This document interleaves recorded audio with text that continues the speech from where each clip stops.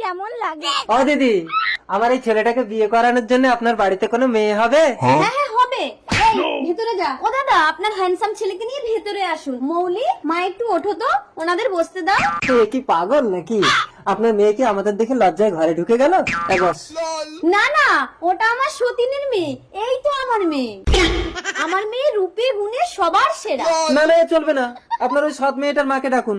ইয়া ইয়া ইয়া ইয়া ইয়া ওর মা তো বেঁচে নেই, মরে গেছে। আপনি আমার মেয়েকে নিয়ে যান, আমি বলছি ভালো হবে। ওরে বাবা, আপনার মেয়ের যা লক্ষণ, শেষে যদি বাচ্চা না হয়? না হলে ফেরত দিয়ে যাবেন। হ্যাঁ? একবার ব্যবহার করার পর মেয়ে মানুষও ফেরত হয়? হ্যাঁ, কতবার আমি মেয়েকে ফেরত নিলাম। হ্যাঁ, যে ছেলে নিয়ে যায় সবাই আমাকে ফেরত দিয়ে যায়। সেখানে চল, এ মেয়ে তো বিবাহিত। বাবা, আমি তো চোখে দেখি না, একটু হাত বুলিয়ে দেখে নেব মেয়েটা কেমন। অন্ধ ছেলে, মনে চলে আয়। আপনার ছেলে কি অন্ধ?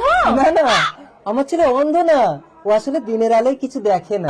চশমাটা পরে নাও বাবা। না না, অন্ধ ছেলেকে আমার মেয়ে দেবো না। আমরাও আপনার মেয়েকে নেব না, আপনার ওই সতীনের মেয়েকে দিন, আমি আপনাকে অনেক টাকা দেবো। টাকা পাবো? এই মল্লিকা, হ্যাঁ মা, আমাকে ডাকছো?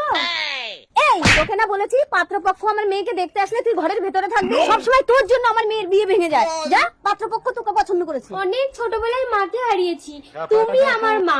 কানা খোড়া যাই দেখে দেবে, আমি তাকেই বিয়ে হব। रुको जरा। যা, বিয়ে করবি যা।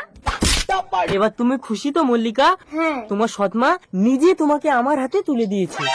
তাহলে আপনার ছেলে দিনের আলোতেও দেখে? তবে রে, এই মল্লিকা,